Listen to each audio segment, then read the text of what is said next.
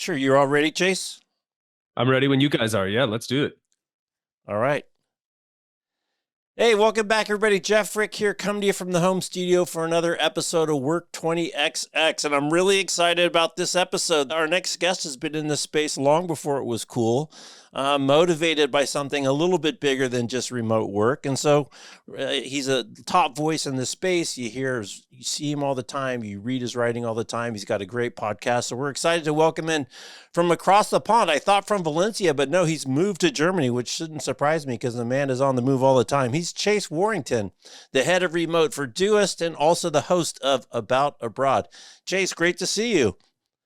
Jeff, it has been a long time coming. I'm super excited to be here. I've checked out the podcast before, and you've had many friends and colleagues that I respect on here. So yeah, thank you for having me. It's great to see you. My pleasure. Thanks for accepting the invitation because you are certainly one of the OGs in the space. So I'm really excited to have you on. But let's do a little bit of background on the housekeeping. So give people kind of the 101 on Doist and what your day job is. Yeah, absolutely. So Doist is a software company. We're predominantly known for two products that we've produced. One is called Todoist, which is maybe the leading task manager productivity app out there. It serves over 40 million customers in 19 different languages and has been around for 15 years or so. And the other is Twist, which is a team communication platform built specifically for distributed teams. I say that because we built it for ourselves at one point when we weren't happy with some of the other tools on the market that weren't focusing on async enough for us. So I say that because we're a team of about 100 people in 35 countries. We span all time zones, and we've been remote first since day one, dating back to 2009. Believe it or not. So it's the remote first thing is in our DNA, and that's what I get to work on every day. My role has been the head of remote for the last few years, and I'm actually just as of the time of recording getting ready to transition into a new role as head of operations, which will encompass everything I was doing as head of remote, but a bit more holistic viewpoint. So still focused on making distributed work at a really high level. For the folks that don't know you or just getting to know you, you came to this because of really your passion about travel, and the fact that there wasn't a lot of remote choices 10 years ago, 20 years ago. Thanks, Rob Sadow and the team are helping people find them easier with the Flex Index. But you decided early on in your like, I don't want to say career, just in your life, that travel was an important part of what you wanted to do and what you wanted to see and have a slightly kind of non-traditional view of the world. I'm curious, kind of how did that come about? I know it's kind of unique because it was you and your wife. It wasn't just a solo decision that you decided to do. How did you kind of come to that prioritization that, we're going to make some trade-offs because travel is important to us? Yeah, it's really interesting. The evolution of my viewpoint and priorities around remote work have changed over the 15 years of my career. Initially, it was definitely very selfishly motivated. It was like, I can't imagine sitting in a cubicle all day. I know I'm going into the business world, in whatever regard that meant at the time. And I knew that remote work was possible, even if it wasn't really popular. It just felt like this is where I'll actually get my best work done when I have a change of scenery, when I can control my day. I know I'm a self starter enough to be able to manage my own time and energy, and I think I'll be stifled. I don't think I'll do very well in that environment. But yeah, and then on top of that, I really had a desire to see the world, and those sacrifices actually dated back to when I think on it now. Actually, I realize. When I was in high school, I played American football, and it was like a core part of my life. And I assumed I would go on to play in college. And when I started going to visit colleges, they all said I had planned to study abroad when I went to college. It was a key part of what I wanted to do. And every single coach told me, no, you won't be able to do that. You'll have to be here. No season is good to go abroad. Maybe you can go do a week or two, but I wanted to do a semester. And that was very stifling to me at the time. I thought, like, it's a huge world, I'm not going to get to see any of it. I've only got these 4 years, right? Because after that, I have to go into the real world. So I ended up passing up on football scholarships to go travel instead, and just realized that this was a core part of what I had to have in my life day to day. And that transitioned into the professional world.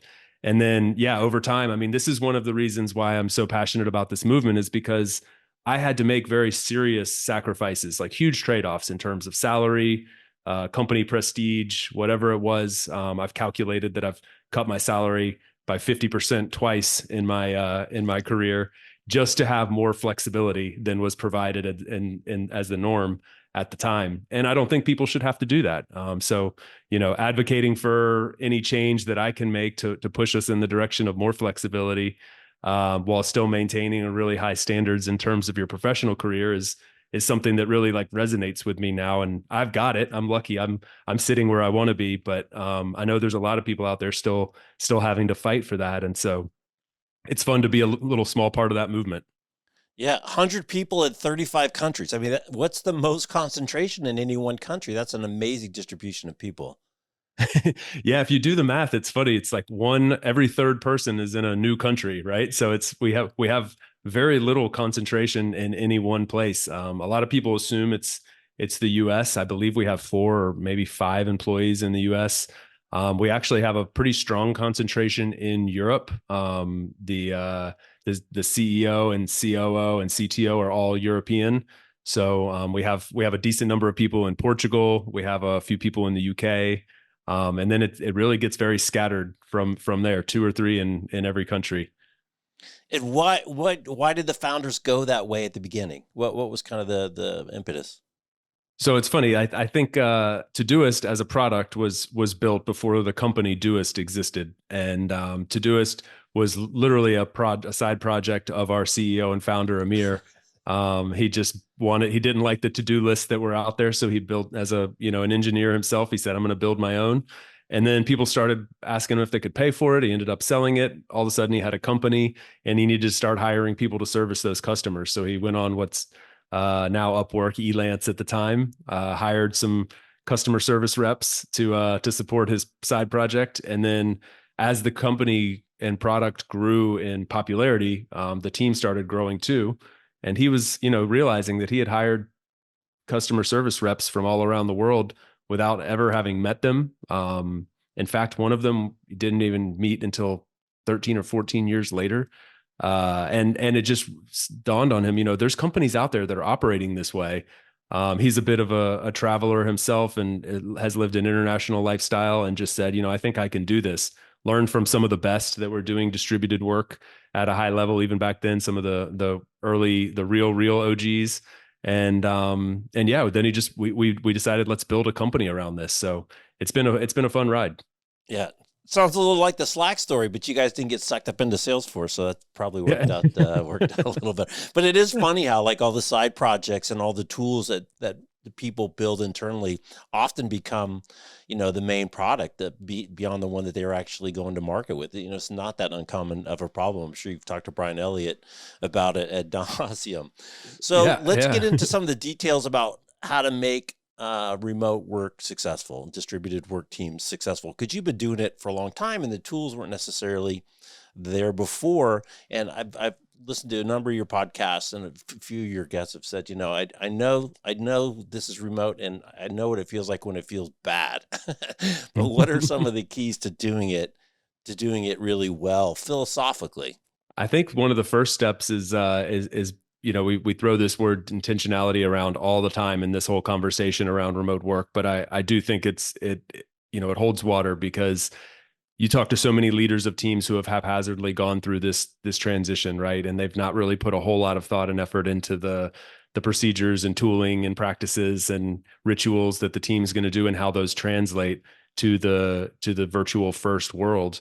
And even for us at Doist, having done this a really long time, the whole reason that my role as head of remote came into existence, was because we wanted to make sure that we stayed on top of that transition time. This is a pivotal moment. There was a lot of new products and services and tools and best practices being shared from teams that were stepping into this space. And this had been a really strong part of our company DNA and a competitive advantage for us. And we didn't want to get lost in that. And so, I mean, you think about the intentionality that our leadership team had to say, we're already like pretty good at remote work. I mean, we've been doing this a long time. At least we have some experience, if nothing else.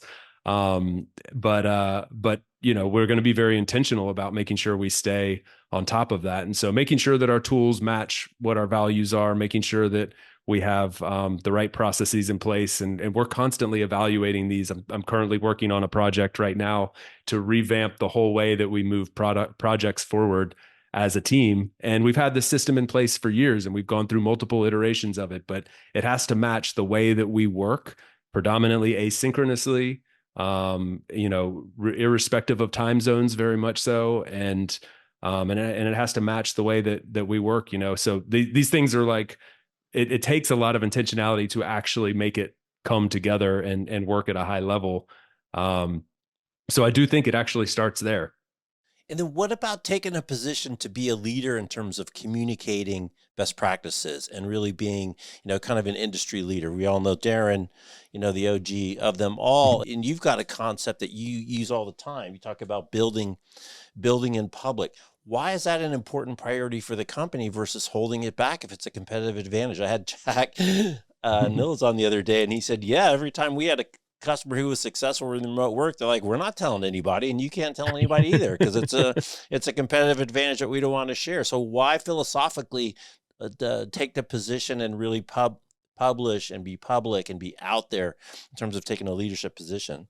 This build in public mindset is something I've fallen in love with. The first chapter of my career was in financial services and looking, somewhat corporate, I guess you would say, and looking at spreadsheets with large numbers on them, and strong competition between your competitors, and not a lot of building in public, I guess you would say, to boil it down. And when I came over into this space and started working for Doist, I really fell in love with this concept, because the root of this is that we learned from the companies before us that were building in public. Take 37 Signals, Basecamp, for example.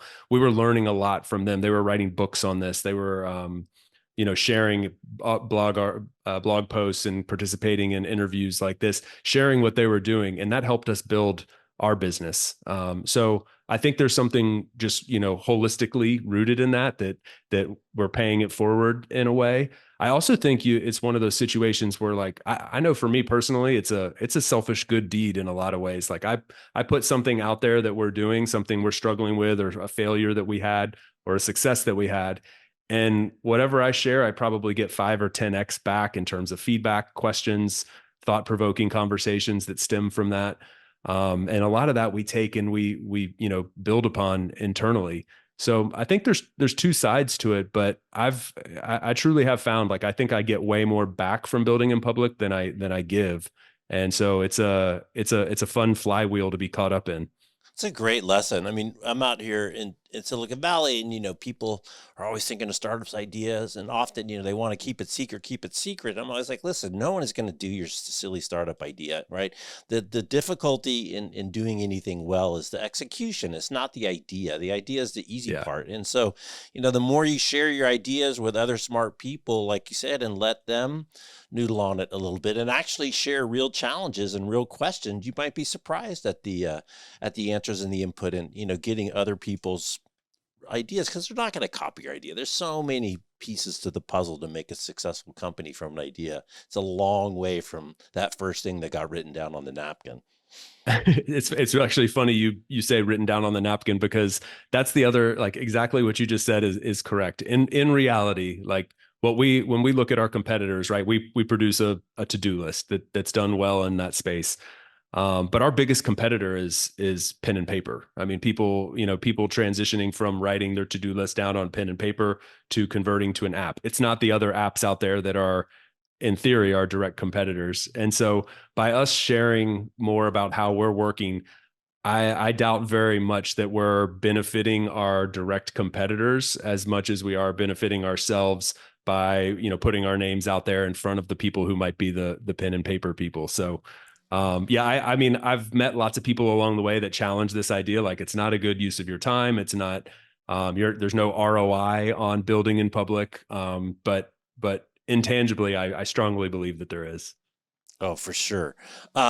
So one of the things that you guys do, which if anyone's paying attention, you'll see, is you guys have these great retreats, and Brian Elliott, another one of our friends, loves to say that remote doesn't mean never together.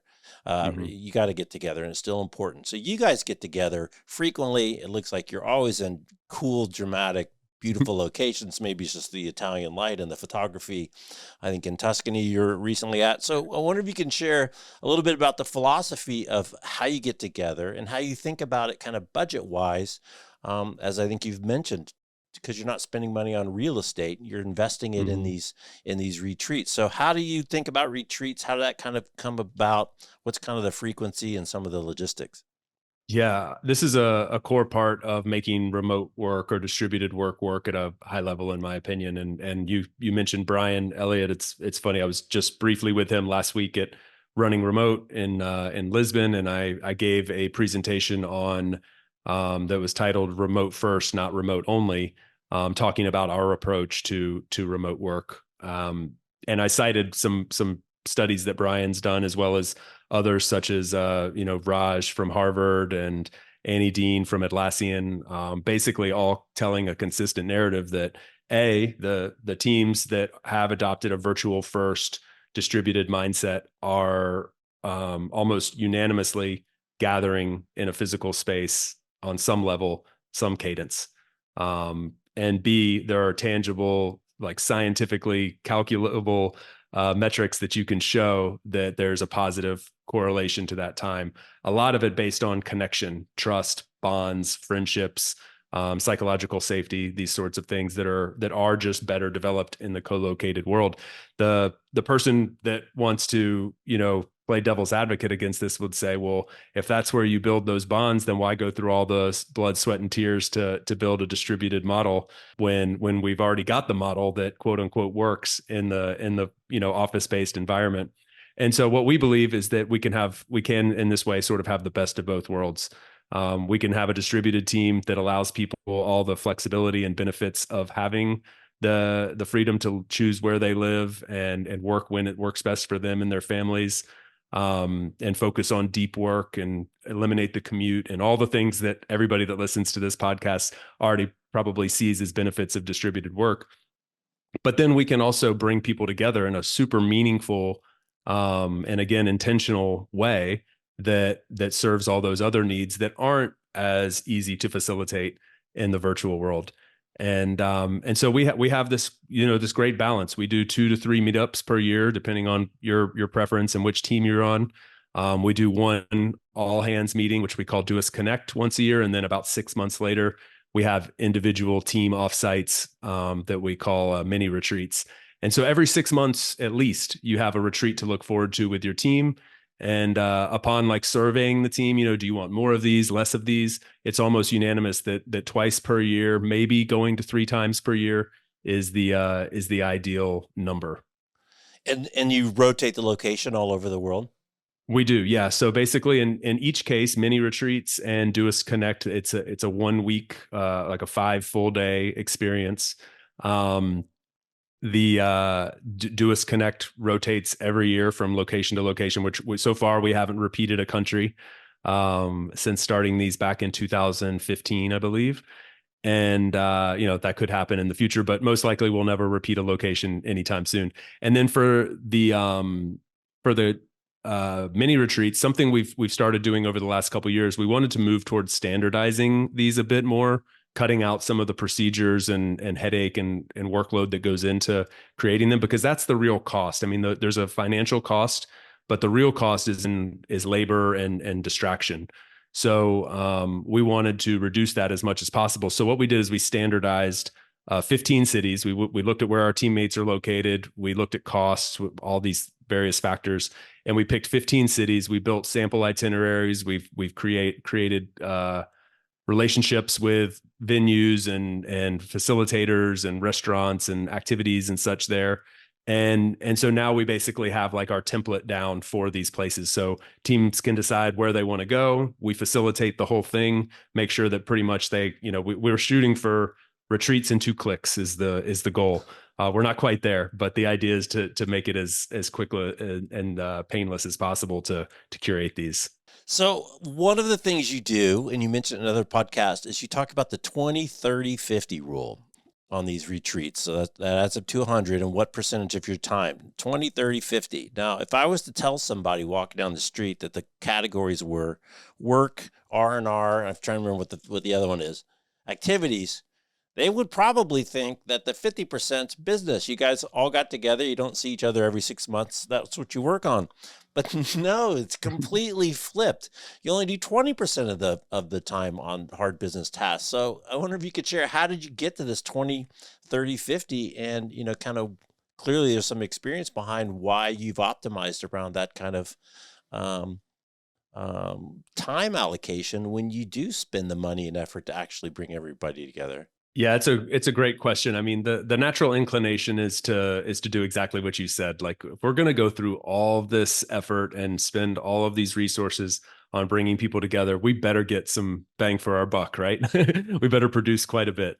And I totally get that. And to be honest, like the 20, 30, 50 rule is a baseline. Like we want to kind of start from there, but we scale it up and down as needed. And certain offsites require more time spent on work, or there's an opportunity that just makes sense to tackle in that space. So we'll work from there as needed. But what we wanted to do is we wanted to move from naturally leaning into that inclination to focus a lot on work just because we're together, and really force us to time box that in, to spend that time in a very meaningful way and do activities that can't be done in the virtual world and are really designed for the co-located time together. And what we found is that, we're built to be a really productive, asynchronous first, remote first team that does really well in that environment. Like, those are the type of people that we hire. Those are the way our processes are set up. We've got everything flowing in that direction. And so when we came together, we would do these, early on, we would do these long workshops, and we flipped that paradigm upside down. And we did a lot of activity, but we didn't necessarily get a ton more out of it than we would have had we done it in the normal way that we work. And so we thought, like, is this the right way to invest this time? Because we've already identified that the hardest part about working in a distributed manner is building those connections, and that is the thing we can do best when we're together. So why wouldn't we use just these 2 weeks? I mean, we're talking 8 to 9, maybe 10 days total per year. Why wouldn't we kind of go all in on that? And so it's not to say we don't get anything done. We do. We're really effective with the 20%, or maybe it goes up to 30% or 40% sometimes. But when we do lean into the work, we plan it out well. It's optimized for the types of things we can't do the other 50 weeks out of the year. And it works really well for us. I think the other thing to mention here is, like, this isn't supposed to be a suggestion for others that it's the right way for them. It's just what's worked for us. And a key part of that is we are so distributed that we can really only justify getting together 2, maybe 3 times per year. If you're doing quarterly, or if the cadence is a lot higher, maybe that number is different for you. Maybe also, like, your work is more collaborative in nature. Whereas the way we've set things up, like, a lot of work happens in individual squads or teams, and a lot of that can be done virtually. So I think it depends on the team. The point that I would push back on is just, like, really thinking through and fighting that natural inclination to think, just because we're together, we have to get a lot of stuff done. Question if that's actually what's happening, and if it's actually, the optimized way to move forward. I just love that. What struck out to me listening to that story the first time is that, like you said, you've built systems and people and processes to get work done in a certain way, which is predominantly async and not together. And so then to put yourselves all in a room and suddenly flip your working method and your productivity method because you're together. I mean, that's like, of course it doesn't make any sense. And the other piece too, as you just said, are you really identifying the value that's happening there? Brian Elliott, when he talks about his time together with his team, he's very specific. We break bread together, we volunteer together, we eat meals together, we do a lot of stuff that's not work. And I think really what it gets to, that I think should be highlighted, is it's this foundational building of trust and relationship that's going to enable that productivity and some of those hard conversations and difficult times down the road. So it's really foundation building more than it is, let's kick out a beautiful 3-ring binder of all the cool shit that we did here for 3 days. Yeah, you nailed it. I mean, someone came up to me recently and said like, so is your view on a retreat basically that it's just like a team vacation? And I think their question was more like an assumption that I would agree with that, and that's not the case. That's not what we're advocating for, or suggesting at all. It's just about refocusing your time and energy on the connection bit. And there's a lot of different ways you can create connection, probably most of all, which is like connected to the work that actually unites us. So it's certainly not an indictment on doing work together in person. It's about just using that time to do the type of work that you can't do normally, and then using the rest of the time to build out those connections in the ways that you can't do in your normal day to day. And so like those examples that Brian gave that you just mentioned, like those are excellent ways to facilitate team building and build true friendships that are just tough to do in our hyper async remote first environment. Right. So here's the curveball, though, is that you said that people don't have to attend if they don't want to, and there's no questions asked. So you've got this no questions asked attitude. It keeps coming up all over the place, which to me reflects a significant kind of ninja level degree of trust with people. Because even though you said this is an important time, we're going to build these connections these 8 or 9 days that we're not out of the 365. But we're not going to force you because we trust you. And if it doesn't work for you, it doesn't work. No questions asked. I wonder if you can share that where that philosophy comes from and how it's really worked out when you do trust people that much. Yeah, it's a fair question. I think it's rooted in the fact that we were built as a remote first, async first team from the beginning, and only later adopted retreats 5-6 years into the company being built. So just on a pure like human to human fairness level, it's like we hired you under these circumstances, and now we have these new set of circumstances, and we literally have people on the team who they just have zero desire to join in on these kind of things. They're not travelers. They're flying scares them to death, or they don't want to leave their families, or they have sick loved ones nearby, or whatever. There's a variety of reasons. And so, we just decided from the beginning, well, this isn't really the core of who we are. What we do 50 weeks per year is really what dictates who we hire and the type of people we need to really surround ourselves with. So let's see this as a little bit extra. That said, I think that this is controversial for a reason. And if we were starting from scratch, maybe, I'm totally like, I've never said this out loud or anything. It's not a fully formulated thought, but perhaps if we were starting from scratch, it would be more of like an expectation than it would a no questions asked sort of thing. But we do take this approach to synchronous work of all forms. I mean, again, we built a team that's predominantly working in an async environment. We have teammates working on opposite sides of the world. We believe in that separation, and we want people to have their personal lives that they have full control over. So we don't even force people to attend synchronous meetings if it's not convenient for them. So much less am I going to force someone to fly around the world to an event for a week, and leave their families behind if it's not convenient for them. But I do think that, I know I have counterparts at other companies who take a very different stance on this, and I actually get it. Like I 100% see where they're coming from. That, if you're going to be a part of this team, you should come to these gatherings that we do. It's a core part of how we build culture and such. So I think there's a valid argument to be made there. It's just this is the stance we've taken, and it's worked out fine for us. The other thing is, like, we have this motto of doing everything at a world-class level at Doist. So when we, write code or write a blog post or service customers, we want to do it at a world-class level. And I take the same approach to our IRL strategy.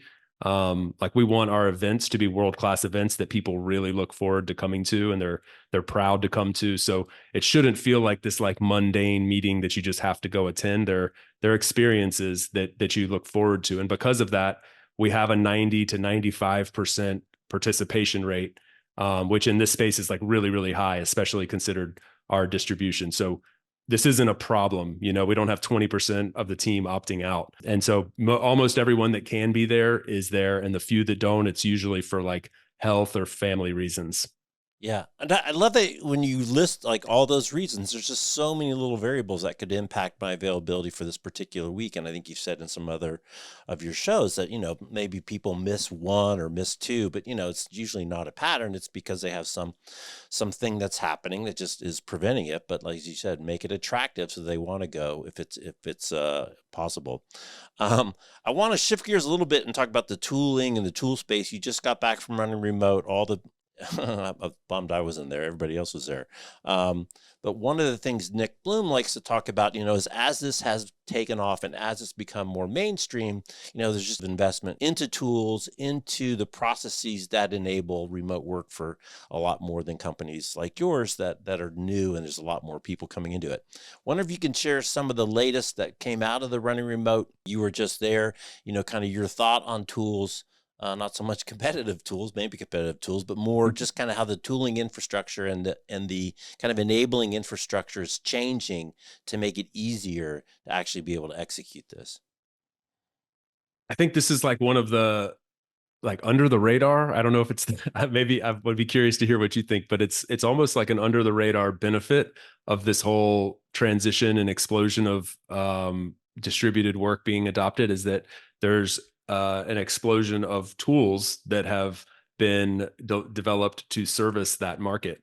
And whether you're, fully remote like we are, or you're, on a hybrid team of some sort, I mean, there's tools that are being developed to serve that market. And I think that's really fascinating. An example of this, like over the last year or so, we decided we've had like many teams, we've mentioned some of them today, like GitLab and Darren, for example, at GitLab, like writing the handbook that they have, the Epic handbook that they have. Like we also have a company handbook. It's got around like 1,200 pages in it.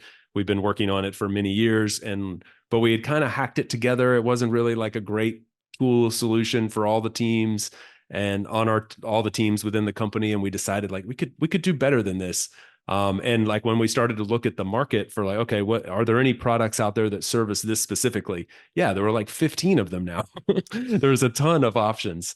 And just for something very specific, like a distributed team handbook product, and so I just find this like really, as someone who's wants to see this become more adopted on a wide scale. I love seeing that there's solutions out there to solve those pain points. So I'm seeing a lot in that space. I mean, there's a lot, of course, connected to AI, and then filtering down. I feel like AI is sort of at the top of the umbrella, and then filtering down from there. It's like, how do we consolidate communication? How do we find documentation and content a lot easier? How do we filter out, get to the fewest number of stakeholders and people who have to participate in any given asynchronous conversation? And then the other area that I think is really interesting is like coming back to connection. There's some really interesting tools emerging to help support virtual connection and strengthen tighter, deeper bonds with your async or remote first team, which is also pretty fascinating. Yeah. We haven't talked about it much because I don't know, maybe it's too obvious. We've been in space too long, or talking to Darren too many times, but clearly async as a methodology and a philosophy and documentation, are two of the core tenets. You talked about intentionality. I think those are the big three words that really set this whole thing down. And if you don't do that, so I'm just curious, what happens in an emergency? Yeah, we do. We do have an emergency, channel that you can get to people in a real emergency. Basically, it's like an emergency team that's set up and with a separate Telegram space where like notifications are turned on. And so if we need to get to people, I think it's happened once or twice in the 8 years that I've been here that, that needed to be used. But the truth is with the way we're set up, I mean, we have somebody working 24 hours a day. We have people spread around all time zones. So it's very rare that something happens that we don't have somebody set up for, to be able to handle that. Yeah.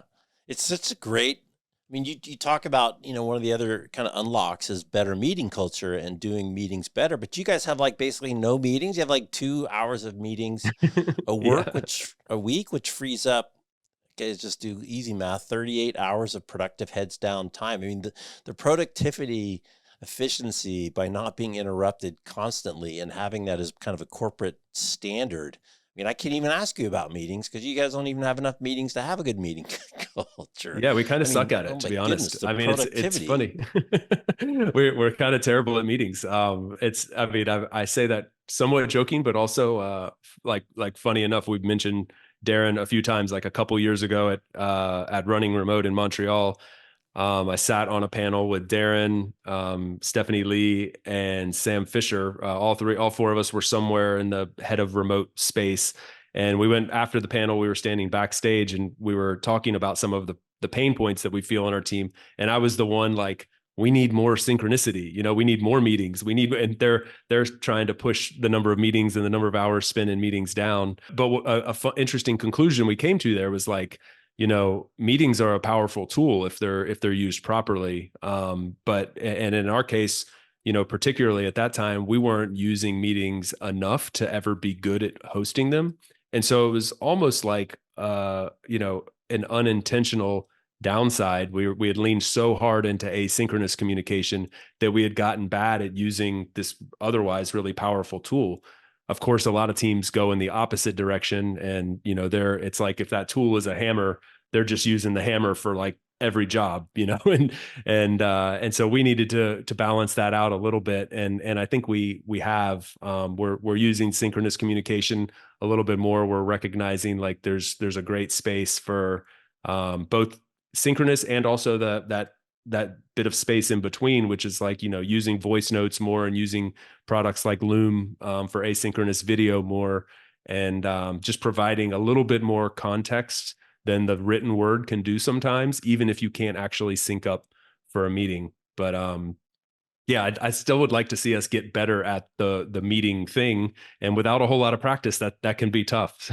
Yeah. Well, there's also kind of that interim thing, which is like chat and IM and DM, and can you Yeah. get something done in just a quick 15 word exchange on a couple of IMs, which again, it's kind of tough because you get the interruption factor if you make that standard, but a lot of times things can get done a lot quicker and efficiently without a meeting, even if it is some type of synchronous, or just go old school, pick up the phone and call Yeah. somebody if the time works out great. Crazy idea, right? Yeah, but it's crazy because two companies have been distributed for so long. This is not new. It's just kind of the formality of it. But I'm sure most people's teams were pretty distributed in 2019 when you actually Yep. had a team meeting and need to get everybody on the phone. As Kate Lister would say, 9 floors, 9 buildings, or 9 time zones. Nobody's sitting next to the people they work with. These are all big global international organizations. Crazy. That's right. Yep. Yeah. I mean, something I found really interesting just before this call, I had I'm doing like a series of internal interviews with people about the project management system that we use to move projects forward in sprints. And we're doing some revamps to that. And so just talking with some people from different areas of the company about their pain points and such. And during this discussion with one of our engineers, she said, we had been going round and round asynchronously for over a week on this technical spec that we were writing, and just running into a roadblock. And finally we hopped on a call and we ironed it out in an hour. And the inclination there is to think like, okay, yeah, see, that's why meetings work. And that's true. That is when meetings work. But on the flip side, like our MO, the way we're going to default is first to async. And 9 times out of 10, like this was the anomaly for her. It was like the Right. first time in many years that she had hit that point where it was like async just wasn't working. And so that works really well for us. Like we start with async, and then when things aren't working, we switch to sync. And I think you still see a lot of teams going in the opposite direction where everything defaults to sync, and then maybe occasionally you sprinkle in something asynchronously. But we're all still learning how to find the right balance between these, and it's a moving target. Because the tooling changes, the situation changes, and we're trying to standardize those things, but at the same time, like leaving room for flexibility given the situation. Right. Well, not to mention when you had that meeting, everyone was so clued into what the issues were after what period of time, exchanging ideas and the ideation and the conflicts and what the issues were. I mean, I'm sure the level of preparedness the people, and the That's right. engagement in the issue of the people in that meeting was probably very high, instead of, oh my gosh, I have to attend another status meeting, which I have nothing to contribute to and is keeping me from all the work that I have to do. Well, Yeah, let's that's shift it. gears one. It was 90% of the way done at that point, and then Yeah. they hopped on 1 hour, solved the whole thing and like, moved on. So in either case, the work got done in a week. But instead of spending 4 hours a day in meetings to get there, they did it asynchronously. So I don't know. It's not all like, I think one of the things that I'm learning more and more as I get deeper into this space is like, it's not all or nothing. It's not remote first or office based. It's not 100% async or 100% synchronous. There's this spectrum that teams have to choose where they want to sit on that spectrum, and just being cognizant of that and building your whole infrastructure around where you've decided to sit on that spectrum is really important. And again, like we're constantly tweaking this and moving those dials to make it work best for us. That's great. So I want to shift gears another time and talk about your podcast, about Oh, abroad, because you came at this really from the traveler point of view, and you've done the van life. I think you've done a couple tours on the van on the van life experience, and how many? Give us a quick update. I mean, you've been doing this for how many episodes, how many seasons? It's amazing. oh, thank you. Yeah. Well, as I'm a podcast host that respects the podcast host that I'm talking to. So I appreciate that.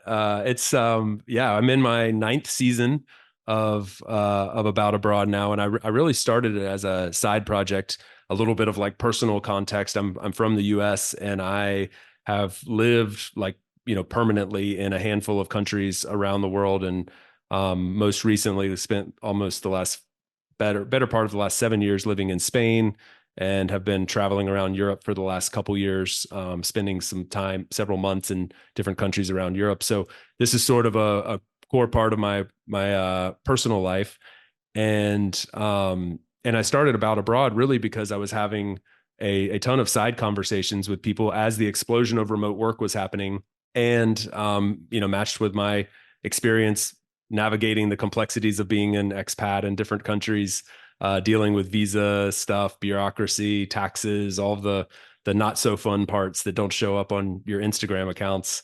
Dealing with all those, there were lots of conversations taking place, and I thought, when I started this, there wasn't a whole lot of content out there about how to do it. I mean, I was really like navigating it in the dark, and it was complex and challenging.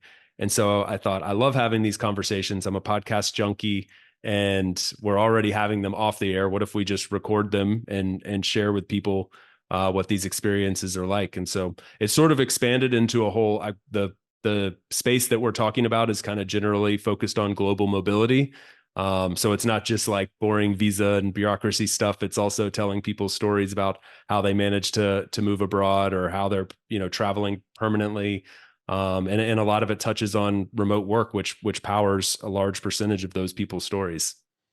But it's interesting, as you said, there's the extremes are not necessary anymore. And Nick Bloom, I think in his TED Talk, puts up a slide when you used to Google remote work, and there was kind of two categories of pictures on the images that would come up. I don't even see it. One is like the lazy slob hanging out, not getting dressed in the house, a stone's throw away from the fridge.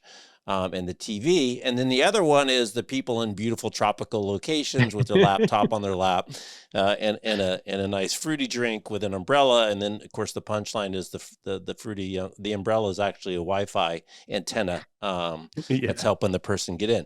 It used to be a pretty extreme thing, but now, as you said, it's not necessarily so extreme. You don't have to be so extreme. You don't have to do it full time. And I'm curious, how has the paperwork and kind of the nasty, ugly stuff that you do have to take care of in terms of taxes and visas, and it's not the sexy stuff on Instagram, but it's the stuff to get to those fancy Instagram pictures. So I wonder if you could share how that world has changed, for people thinking about part-time a little bit, maybe a year, or maybe it's an extended, kind of vacation, or midlife retirement, for to go spend a year in Tuscany or whatever. Yeah, it is an awesome question, because this is today's reality that was not the reality 5 years ago, and much less 10 years ago. It used to be extremely difficult to find a country that would want to accept you if you weren't a citizen, or if you didn't have some sort of like real need to move there, like work was bringing you there, marriage was bringing you there, a refugee status or something like that. The options were very limited, and mostly you were restricted to 90-day or 60-day tourist type visas, maybe 1 year like a student visa or something. But these days, I mean, they're literally. I've talked to the people behind the scenes who are creating these digital nomad visas. They look at us like we at Doist look at users of our products. I mean, they're trying to build features and attract you to their countries. They're literally fighting over you to bring you here, and they've paved a very clear and easy path to get there. And so it's a lot easier than it used to be, and there's in a lot of cases it's not even a question as to whether or not you'll be approved. It's just a matter of, do you check 3 or 4 boxes? Do you have a little bit of income to support yourself or savings? Do you have a clean background check? And do you have a doctor that'll say you're not deathly ill? And if those are the cases, then there's a lot of countries that'll accept you for a year or up to 5 years, and even provide like a permanent path to citizenship or permanent residency. So yeah, it's changed a lot with the emergence of digital nomad visas. And on the flip side, it can never be understated how painful the the processes are, because they're always a lot harder than they look. I'm a big advocate of hiring a professional to help you navigate this space. It's relatively inexpensive, and is super helpful. Like someone that just knows the local ropes and can walk you through it. So yeah, we talk about this a lot on the podcast, honestly. Like we have individual episodes for individual digital nomad visas or countries that you might be specifically interested in. People who in our space that we've talked to a lot, Jeff, that have done that and are living abroad in Portugal or Ecuador or wherever it may be. And so we're trying to tell their stories and explain how they navigated that space. Yeah, it's great. I was listening to the episode with the guy talking about getting your Italian citizenship if you got Italian ancestry. So I shared that one with the family, and what he said, it takes years and years. So let's get to be friends, but we'll get you there eventually. Well, Chase, this has been great. I want to wrap kind of on the last topic. Your advice for people that just feel like the standard path doesn't necessarily feel good or just doesn't fit, or I think I'm looking for something different. I love your experience of your corporate thing. When I interviewed at a Fortune, I don't know what they are, Fortune 50 company, and I went, and it was a great interview, and we went and we sat down, and the and the guy got this little office plan out with all the desks and the cubes, and he's like, "Yeah, you're going to be right here." And I literally, I mean, even now, my stomach just turned over. I'm like, I'm going to be there, like, and all these little squares. Yeah, I go there, and then my first job in tech at Intel at R&B, the Robert Noyce building, main headquarters, 6 foot cubes, seas of them, and then all the support columns have labels, either a letter or a number. So Chase, you're at pole G6. The printer's at A2. I'll meet you over at Brian's desk at H4. And it's just like So for people that feel like that's not the way, I don't want to follow the pattern. You didn't. You saw a different path. You set a different priority. You made conscious trade-offs, and thankfully found a partner who had aligned incentives. What do you tell people that, hey, if it doesn't feel like the standard path is the right path, there are alternatives, and you can make it happen? Yeah, I think you just summarized it really well. I have told many people that I've had that conversation with that in my early days of my career, I decided that was going to be my North Star, that freedom and flexibility were, going to be a part of my career. And I was going to prioritize that over all else. And so, that means inherently making some sacrifices. And I kind of have like it sounds a little bit overly ambitious, and I don't think I can actually have a huge impact on this goal, but it's a little bit of a goal of mine to like make sure that people don't have to make those sacrifices and trade-offs anymore. And so, collectively, I think there's a lot of people working towards that, but it may mean still that at some point you have to make some sort of sacrifice. It may mean a step back in your career trajectory. It may mean a slight pay cut. It may mean taking a job working at something that isn't exactly aligned with what you want to do. But if you see it as one step back, two steps forward, and look at the long-term path, rather than, instant gratification, this is what I need right now, then I think you're setting yourself up for long-term success. More ideally, like, I hope that's not the case for you. I hope you can just take the path forward that, check all the boxes that you want, and move forward into a company that accepts you, because the truth is that it's never been easier than it is right now. There's more options out there than there ever have been. When I found Doist, my wife found the job that I got hired at Doist for by looking at a Pinterest board that had 75 jobs, 75 companies hiring from anywhere. And it was the only thing we had ever seen like this. And of those 75, I think 73 were engineering jobs. And, I'm not an engineer, so I thought, oh, I'm kind of screwed. Well, I looked at those two jobs. I applied for the one at Doist, and I ended up getting it. But I tell that story because that was all we could find on that at that time. I can probably name you like 75 dedicated job boards just for distributed work, flexible work right now. So there's so many options available to you right now. If you're feeling beaten down by this, there are positions out there. It's never been easier. And then if you're willing to make a little sacrifice if needed, because that's your North Star, then I think you have a bright future ahead of you. That's great. Well, Chase, I think we'll leave it at that. That's a great advice for people. And you are changing the world. You are setting the pace. You're sharing your stories. You're out there a lot. You publish a lot. You talk a lot. You share great guests. So I think you're making an impact for sure. Thanks, Jeff. I appreciate it. Likewise, appreciate all that you're doing. And I love listening to the guests you bring on here. So hopefully we added a little value today, and it was a lot of fun for me. So I appreciate it. Great. Well, thanks for coming on. I appreciate it. All right. He's Chase. I'm Jeff. You're watching Work 20XX. Thanks for watching. Thanks for listening on the podcast. We'll see you next time. Take care. Awesome. Awesome. That was great, man.